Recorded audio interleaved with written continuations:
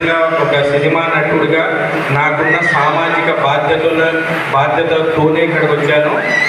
అదొక ప్రధాన కారణమైతే, రెండవది నేను పుట్టి పెరిగిందంతా ప్రొద్దుటూరు కావడం. మన ప్రొద్దుటూరులో ఒక మంచి పని జరుగుతున్నప్పుడు ఆ మంచి పనిలో నేను కూడా చిన్న భాగం అవ్వడం అనేది నిజంగా చాలా చాలా చాలా ఆనందంగా ఉంది. ఈ ప్రోగ్రామ్ నిన్న ఈవినింగ్ కరెక్ట్ ఇదే టైం ఫిక్స్ అయింది.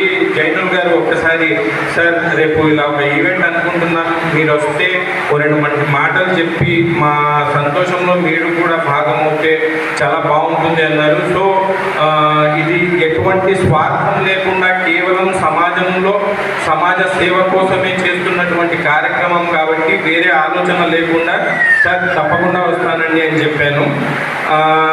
కమింగ్ టు ద పాయింట్, ప్రపంచంలోనే అత్యంత పెద్ద ప్రజాస్వామ్యపు దేశం మంది. అంటే ప్రజాస్వామ్యపు దేశం అంటే ప్రజల చేత ప్రజలతో ఎన్నుకోబడిన దేశం.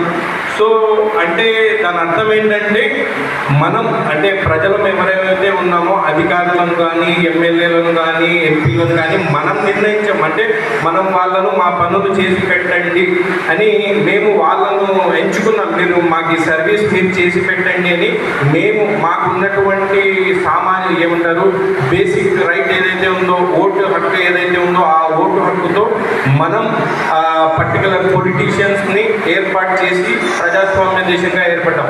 ఆ ప్రజాస్వామ్య దేశంలో దాన్ని శాఖలుగా విభజించి న్యాయశాఖ, పోలీస్ శాఖ, రెవెన్యూ శాఖ ఇలా డిఫరెంట్ శాఖలు ఉన్నాయి. బట్ దురదృష్టవశాత్తు ప్రజల చేత ఏర్పడిన ఈ ప్రజాస్వామ్య దేశంలో కొన్ని ఏవైతే విభాగాలు ఉన్నాయో అవి కరెక్టెడ్ అయి ఉన్నాయి, పొల్యూట్ అయి ఉన్నాయి, కరెక్టెడ్ అయ్యాయి.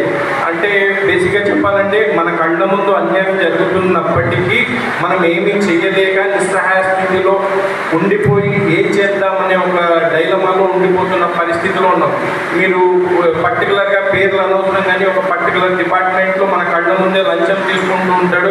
మనం ఎందుకంటే మీరు లంచం తీసుకుంటున్నారు అని అడగలేని పరిస్థితి ఉంటుంది.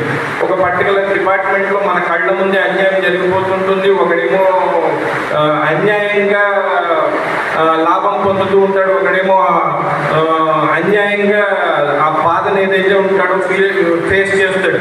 కానీ మనం ఎటువంటి నిస్సహాయ స్థితిలో ఉంటామంటే, అరే మనకెందుకు వచ్చింది కూడా మనం వెళ్ళి చెప్పాలి అని మన లోపల ఉంటే ఎవడైతే మంచోడు ఉంటాడో, అరే వెళ్ళి ఆపుదాం, దాన్ని ఏదైనా ట్రై చేద్దాం, మన వంతుగా ఏదైనా చేద్దాం అని ఏదైనా అనుకుంటున్నప్పుడు అక్కడున్న